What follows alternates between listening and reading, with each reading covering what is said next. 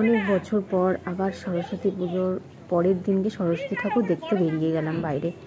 তো বন্ধুদের সাথে আর বন্ধুর ছেলে আর একজন আমাদের পাশেই থাকে, আমার শ্বশুরবাড়ির পাশেই থাকে।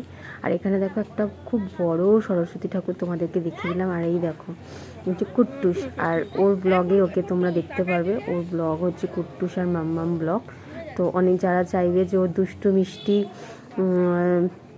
ভিডিওগুলো দেখতে, তো সবাই একবার করে প্লিজ ভিজিট করে নিও। আর এখানে আমরা আমাদের পাড়ার যতগুলো ঠাকুর আছে সব দেখতে বেরিয়ে গেছি। আর রাস্তার মধ্যে তিনজনে মিলে যা করছে, ঠাকুর দেখবো কি, ওদেরকে দেখতে দেখতেই সময় চলে যাচ্ছে।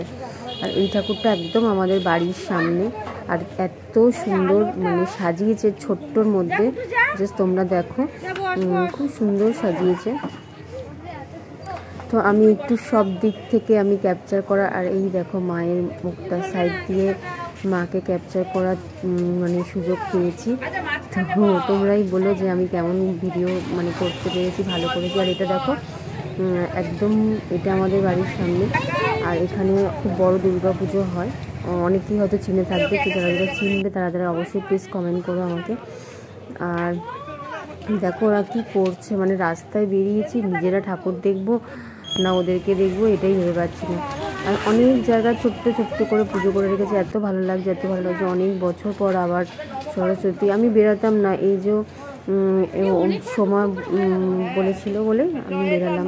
তো ওরা বললো যাবে। আর এখানে দেখো আমার বরের জন্য রুটি নেব বলে আর একটুখানি সময় মুড়ি দিল, এটা হচ্ছে নিমকি মাখা।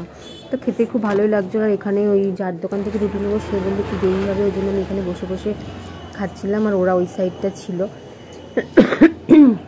খেয়ে দিয়ে রুটি নেওয়া হয়ে গেছে, রুটি নিয়ে এখানে আর একটা সরস্বতী ঠাকুর ছিল। তারপরে ওরা হচ্ছে ফুচকা খেলো। আমি তো খাই না, আমি ফুচকাটা আমার অতটা ভালো লাগে না। আর এই দেখো ফুচকিটা, ও একটু আমাকে ভয় পায় বলে ওকে একদিকে ওর মা ফুচকা খাচ্ছে, আর এই দেখো হাতের মধ্যে ফুচকা দিয়েছে, ওখানে বসে বসে খাচ্ছে।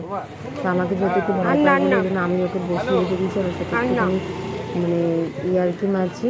তো যাই হোক, ভিডিওটা তোমাদের কাছে কেমন লাগলো অবশ্যই আমাকে কমেন্ট করে জানিয়ে। তো চলো টাটা।